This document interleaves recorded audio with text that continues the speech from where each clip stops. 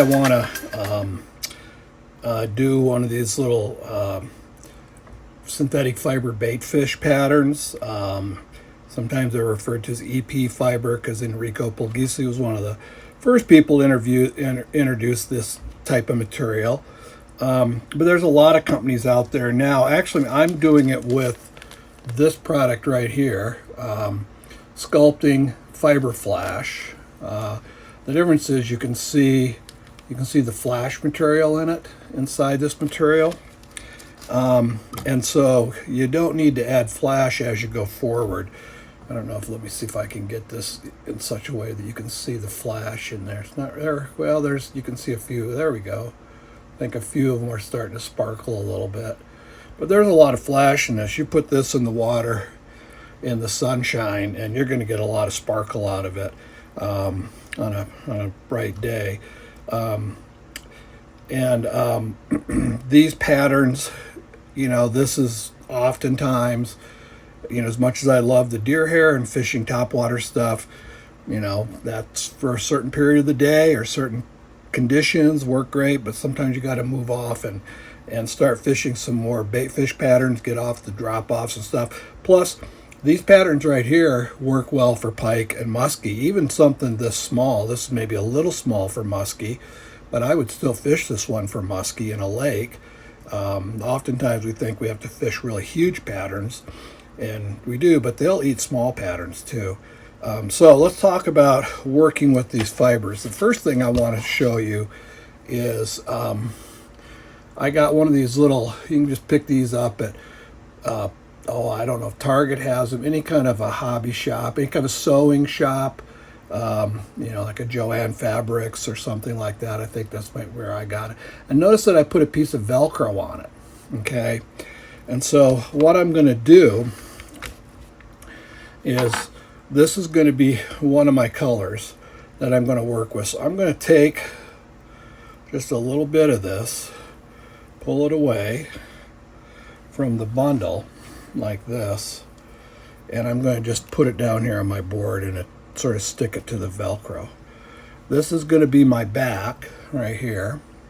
So I'm going to pull another little bundle of this.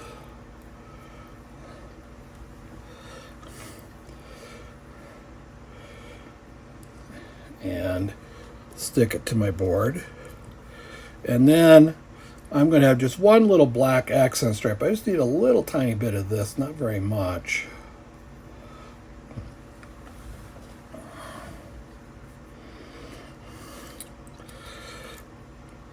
And then I've got some ice fiber here, some red, and I've already got a piece on my board here. So you can see the little bit of red right there. Just kind of a little gill flash. You don't have to add that, but you can. I like to add it. So now, when I'm ready to tie, you can kind of see my board is set up with my colors. And as I cut and work, I'll take the scraps, or not scraps, but the pieces I'm not using at the time, put it back on the board. And that's a pretty good way to manage the fibers. So let's pull this one out, put it over here. Let's come and get a hook. So for these, I'm tying on a Gamakatsu B10S. So let's pull one of these guys out.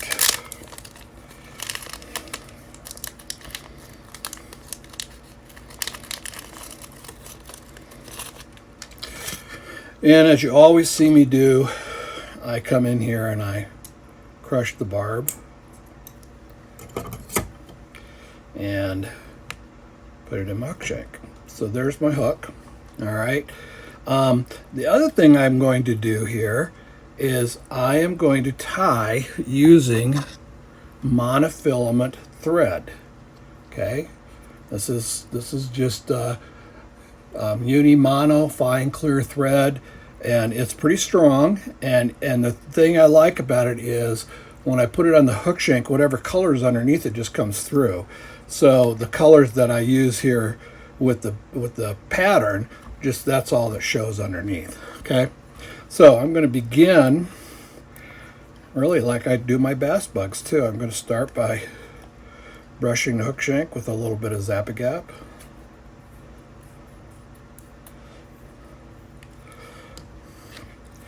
And I'm going to wind through the glue.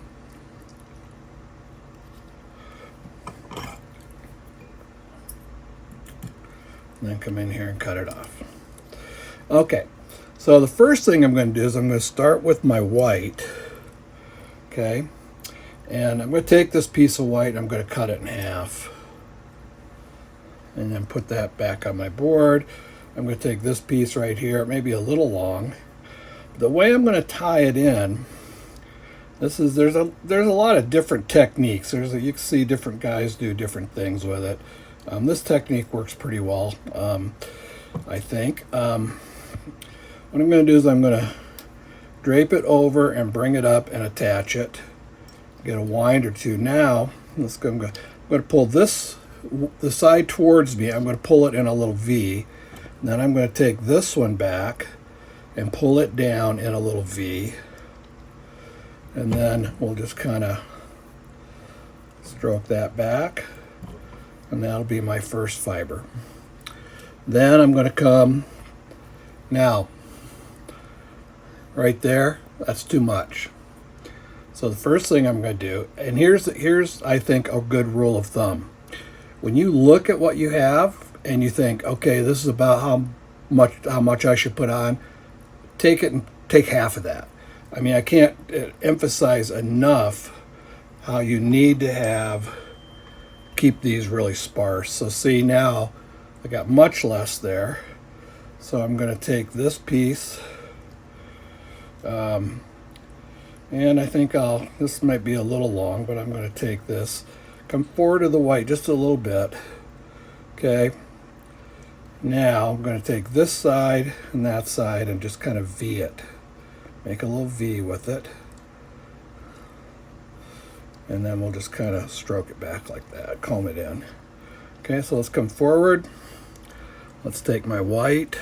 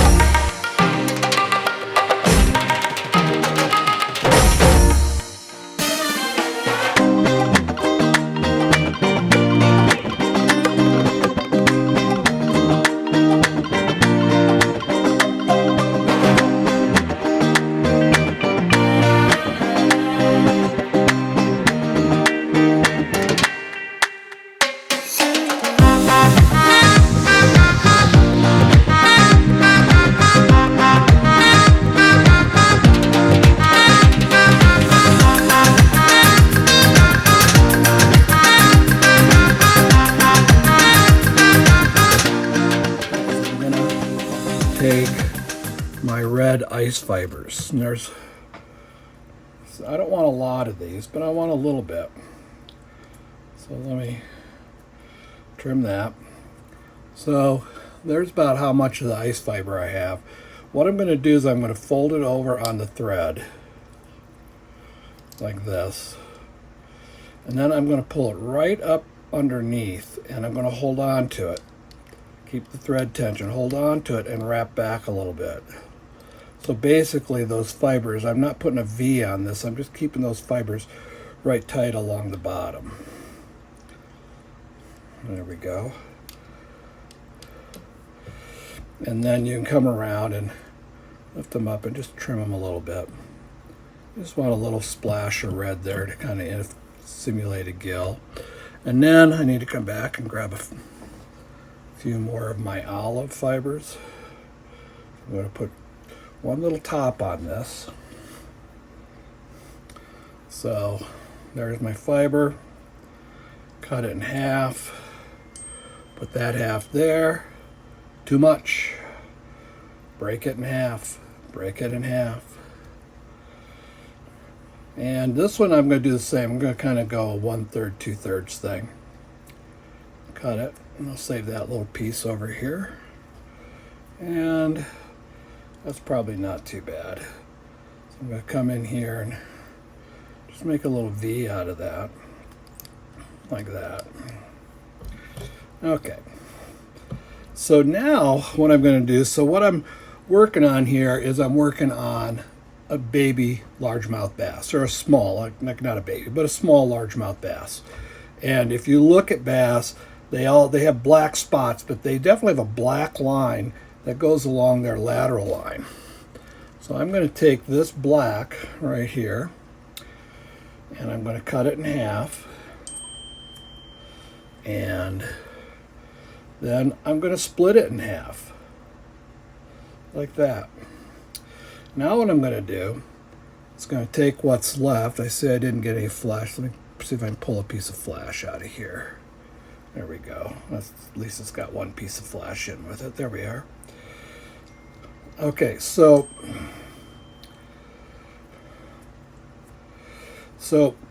I'm going to take this and I'm going to kind of do about a 1/3, 2/3 thing.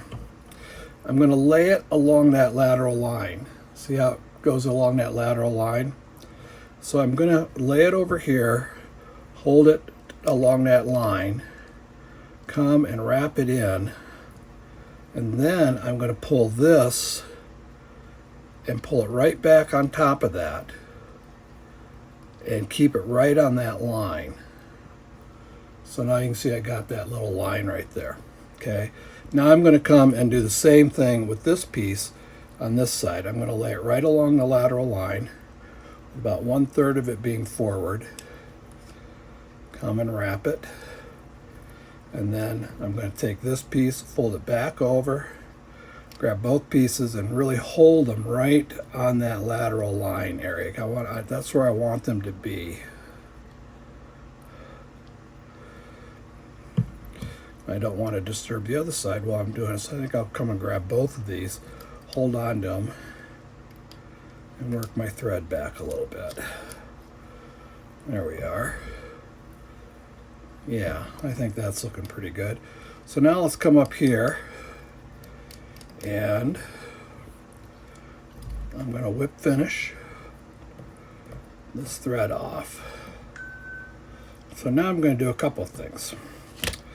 I am going to start by pulling this back, and I'm going to get my Zap-A-Gap, and I'm just going to put a little tiny drop on that, just not much, just a little bit on the thread wraps there. That's plenty. Now what I'm going to do is I'm going to pull this over to the side. I'm going to come and I'm going to take my UV epoxy, my UV material, and I'm going to pull this back into a nice fine line like that. And I'm just going to drop a little bit of, just on that line, I'm going to hold it nice and tight like that, and then I'm going to come in and hit it with my light.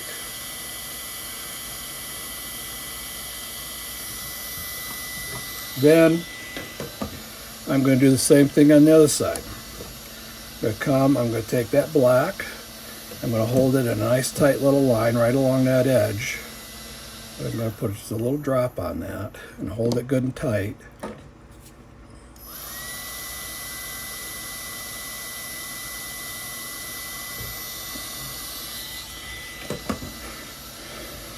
Okay, so the next thing I'm going to do before I put my head on is I'm going to go ahead and I'm going to comb this out.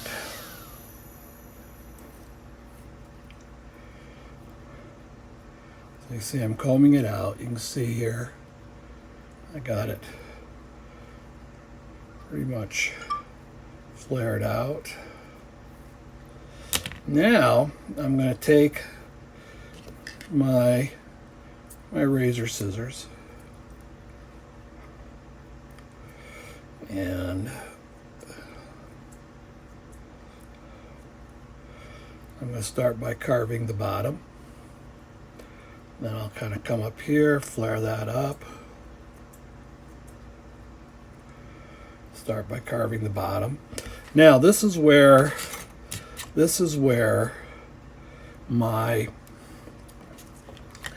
my little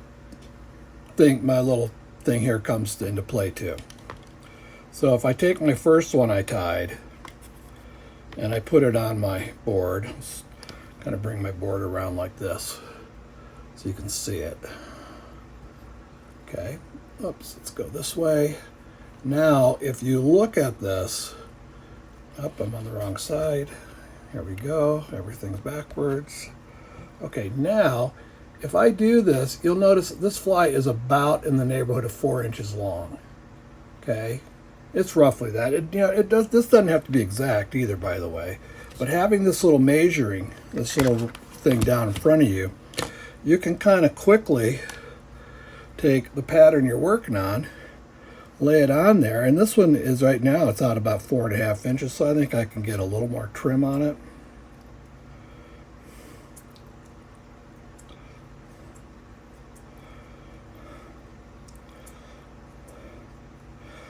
Put it back on my board, and it's just right there. It's right there about 4 inches now.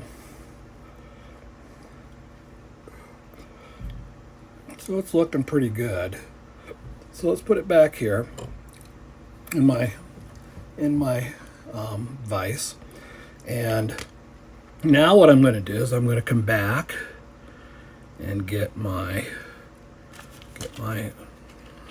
head, which of course has disappeared for the moment. So we'll grab another one here. So now I'm going to go ahead and I'm going to fit the head on there, and you can see it fits there. It's fitting pretty good. So what I'm going to do now is I'm going to take it off. I'm going to come in here and I'm going to use my thick UV, and I'm going to put a little dab of thick UV right here on top.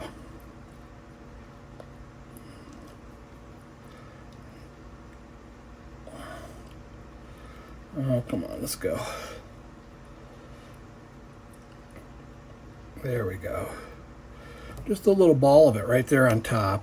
Now I'm going to take my head and I'm going to slide it back.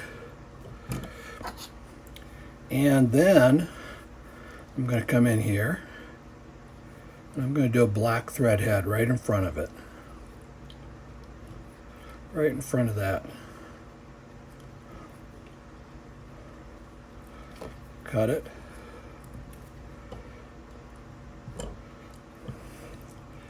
Let's go and let's whip finish.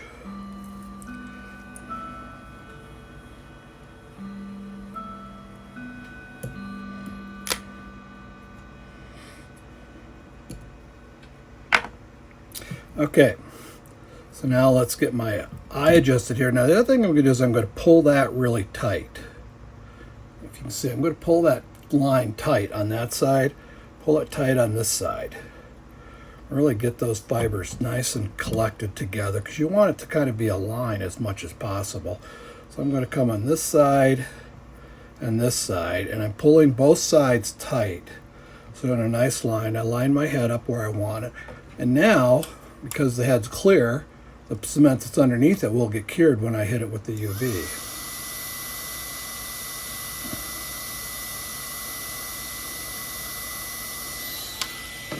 And there you have it. The head's nice and tight now. My little line is pretty well where I want it to be. Okay, and so now I'm going to finish this off with some eyeballs. In largemouth bass, this is the ice. This is Living Eyes ice. It's 5 millimeter. This is the number 5 head, by the way. 5 and a 5 millimeter eye goes on. These ice eyes have a little bit of gold to them. If you look at largemouth bass, their eyes are gold. So I'm going to tip this over. I'm just going to put a little tiny dab of Zap-A-Gap just right there. Very, very small. Don't put too big a bunch in. And then come and get one of your eyes.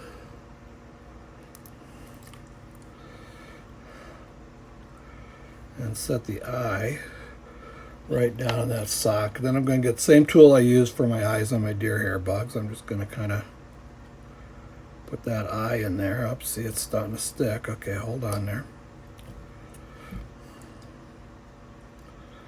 Now let's hold it for a moment. There we go. So now you can see that eye is in there. Let's do the same thing to the other side. We'll put just a little tiny bit. You don't need very much.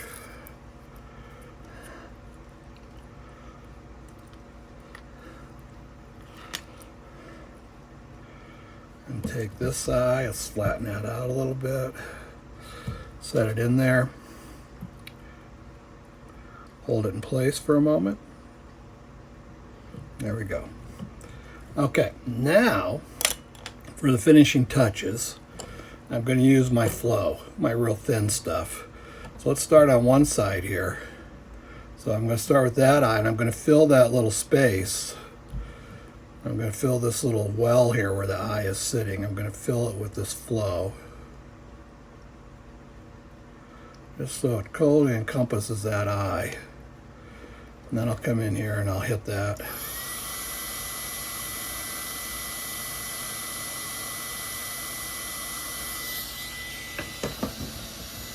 Roll it over, do the same thing to the other side.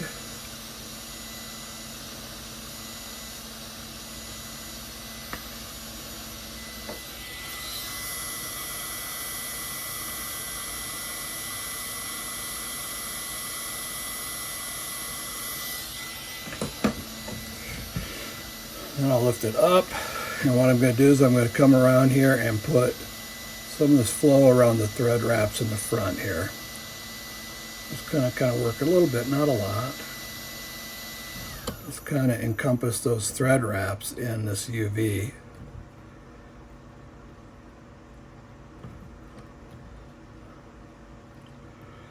If you get any in the eye, I don't have any right now. If you get any in the eye, take a feather and run a feather through. You see me do that in other videos.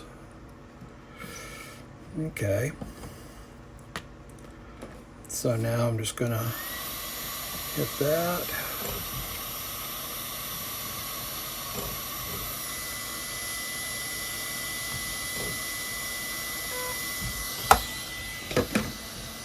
Now let me look at my eyes. Okay.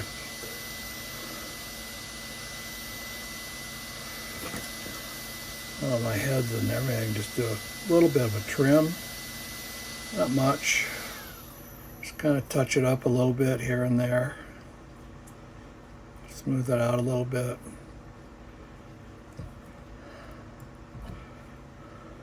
Now, if you want, you could come back through here and you could hit this with a pen or something like that. But there it is. It's a great little bait fish pattern. The nice thing about it is using these synthetic fibers, it's just tough. This is a tough fly. It's not going to go anywhere, or it's not going to get chewed up or fall apart or anything. And it casts really well, sheds water. You can cast this. You could actually fish pike or musky with a 6-weight rod with this fly. So anyway, there you have it. Hope you enjoyed it. And if you like the video, click subscribe to my YouTube channel, and I'll see you next time.